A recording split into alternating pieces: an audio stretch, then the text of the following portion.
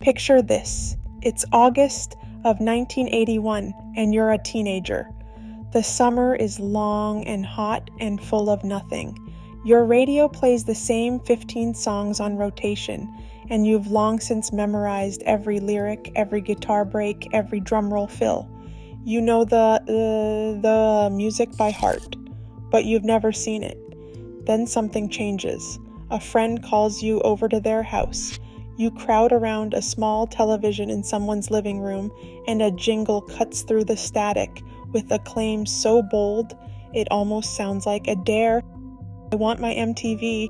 What you're about to watch over the next 8 years won't just entertain you, it's going to tell you who to be. At exactly 1 minute past midnight on August 1st, 1981, MTV, Music Television, launched on American cable, and a music video played on that channel for the first time. The song is Video Killed the Radio Star by the Buggles, and if MTV's programmers chose it deliberately, they chose brilliantly. Radio had been the identity machine of your parents' generation. It told them what was cool, what to feel, who was worth following. With a single broadcast, the torch passed to you. The man most responsible for building that channel was Robert Pittman, a young programming executive who had the specific and slightly audacious belief that television and music could fuse into something that functioned less like entertainment and more like a lifestyle.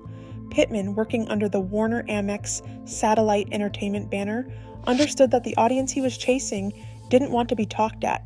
They wanted to be seen. That insight was the foundation everything else was built on. The channel wasn't available everywhere at first. Depending on your zip code and your cable provider, you might not have been able to tune in. And if you could get it, that was social capital. You talked about it the way people would later talk about the internet. Like a window had opened in your wall, and the view on the other side was completely different from anything you'd seen before. MTV launched with 5 video jockeys, VJs, who appeared between clips the way a cool older sibling might appear at your bedroom door, unhurried, knowing, slightly impossible to impress. Martha Quinn, Mark Goodman, Alan Hunter, J.J. Jackson, Nina Blackwood. They dressed like the bands. They talked about music like it was personal, because on MTV it was. The early playlists leaned hard into British new wave and synth pop. Duran Duran, The Human League, Soft Cell, Culture Club, A Flock of Seagulls. These bands looked like they'd been assembled by someone who understood exactly how to fill a screen. Sharp angles, unusual styling, synthesizers that sounded expensive and slightly cold. British acts had been making promotional videos for years to fill slots on BBC programming, so they had the footage ready. American labels, largely, didn't, which meant your first MTV education was transatlantic.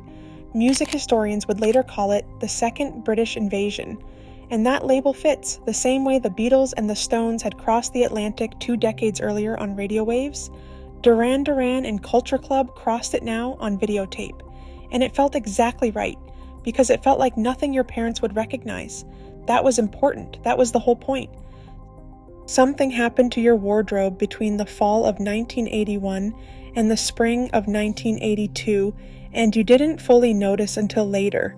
You weren't wearing Duran Duran's clothes, and you weren't going to eyeliner school, or at least not admitting it, but something was loosening in how you thought about your own appearance.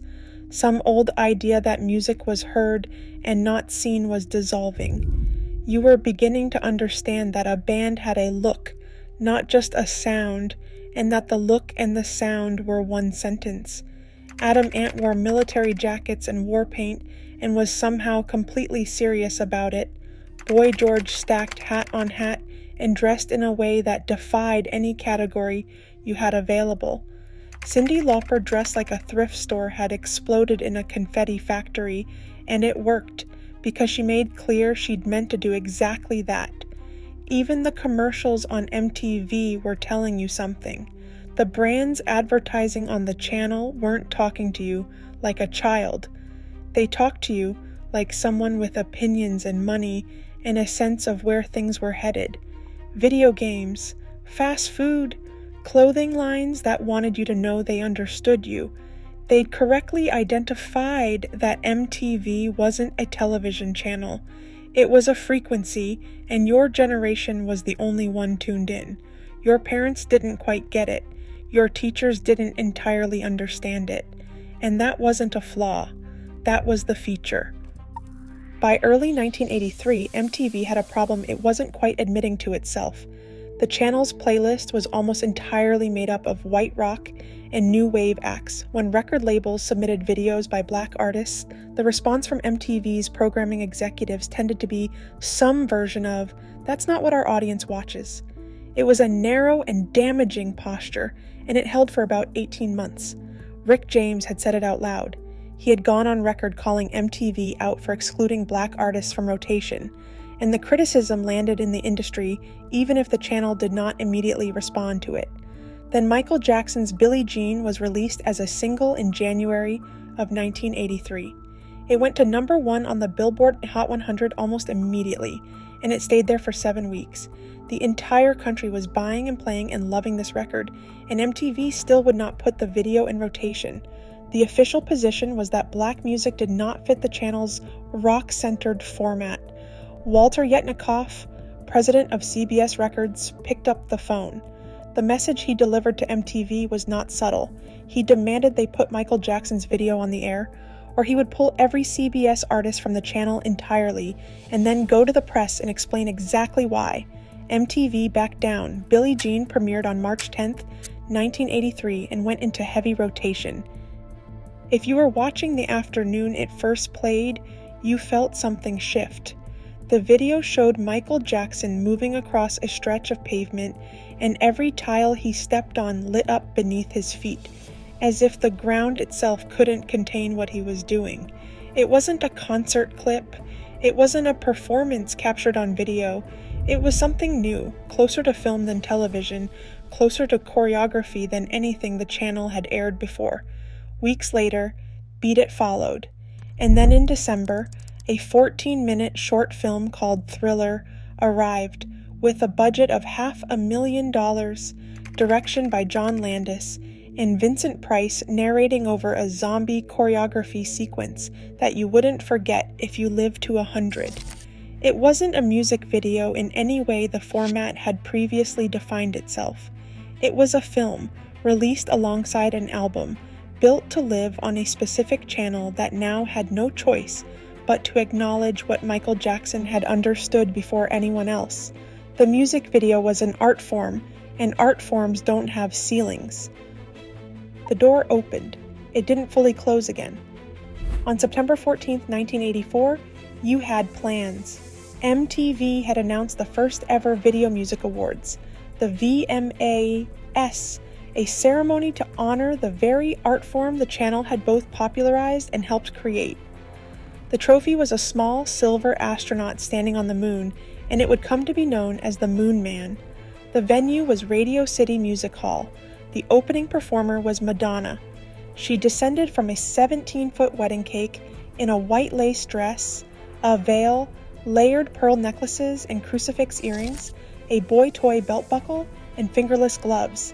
She was performing like a virgin. Halfway down the stairs, one of her white stilettos slipped off. She hit the stage floor, then she made a decision in real time that could not have been scripted. She rolled with it. The dress rode up. The crowd lost its mind. Her manager had told her the performance would end her career before it started. Instead, it launched her into another category entirely. She was not just a pop singer with a few singles anymore.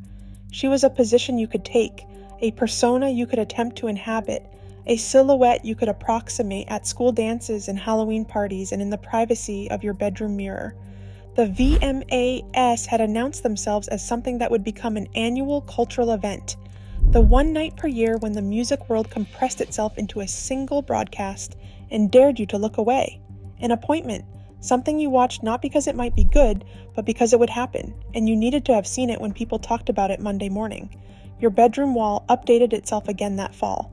The posters got more specific. This was not just about music anymore. It was about declaring something. By the mid-1980s, MTV was no longer a novelty. It was infrastructure.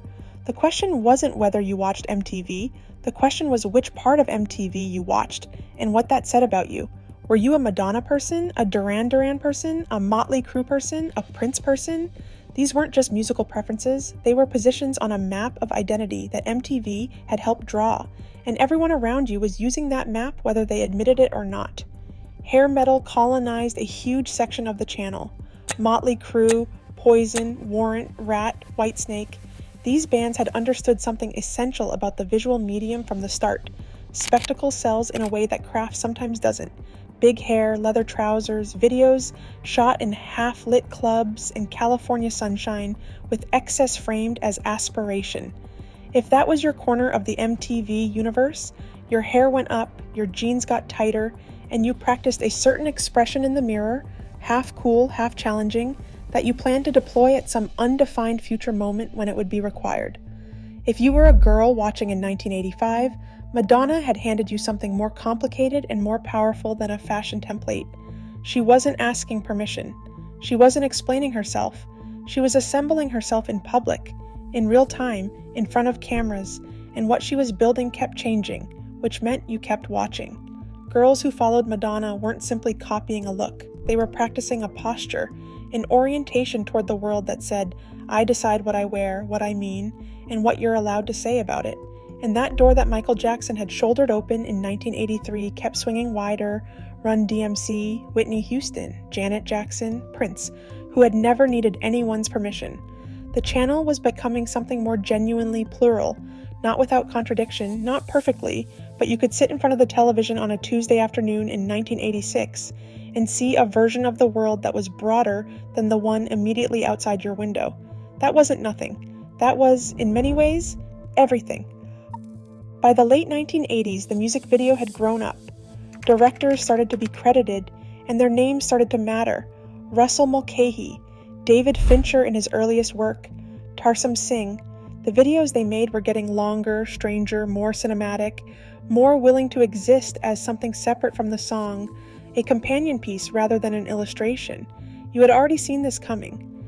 Back in 1985, the Norwegian band a-ha had released Take On Me, a video that combined live-action performance with hand-drawn animation, frame by painstaking frame, tracing over film footage until the whole thing looked like someone had dragged a comic book into the real world. You did not know exactly how they made it. You just knew you could not stop watching it, could not stop trying to understand the gap between what was happening on screen and how it was even possible. That restlessness was part of what MTV had built into you. It made you curious about craft, about the space between sound and image and what lived there.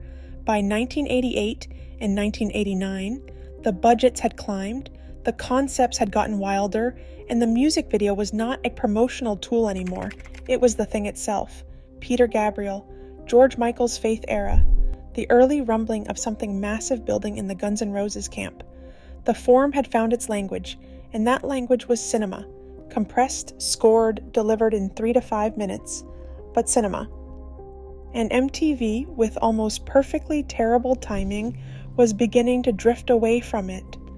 Non-music programming had started creeping into the schedule. Talk shows, game shows, news segments. The channel that had declared itself the home of the music video was quietly feeling its way toward a different identity. The audience it had built over 8 years was aging into its 20s, and something new was coming to replace them. You would not have called it an ending in 1989. You would have just kept watching, but it was ending. Here is what no one has named precisely enough. Before social media, before the algorithm, before the curated feed and the profile photo and the carefully chosen playlist made public for anyone to judge, before all of that existed, you needed something to show you the version of yourself you might become. You needed a mirror that showed you not what you were, but what was possible. MTV was that mirror. It taught you that music was something you saw, not just heard. It taught you that how you dressed was a sentence you were writing about yourself every single morning, whether you meant to or not. It showed you artists building personas in public, putting them on, taking them apart, rebuilding them season by season, and it made that process visible and worth watching. Instagram did not invent self-curation. TikTok did not invent the short-form video as an identity statement. They inherited all of those ideas from a generation that learned them from a channel that launched at 1 minute past midnight on a summer night in 1981 with a song about a radio star who died. The radio star died, but in its place, something else was born. A new kind of medium, a new kind of attention, a new kind of relationship between music and image, and the person watching alone in their bedroom, trying to figure out who they were going to be. If you were there for it, you felt it before you understood it. You saw a video and something moved in your chest. You taped a poster to your wall. You bought a rubber bracelet or grew your hair out or learned 3 guitar chords, or you just stood in front of the mirror and tried on a look for 30 seconds before the bus came. That was MTV doing exactly what it came to do. You still carry it.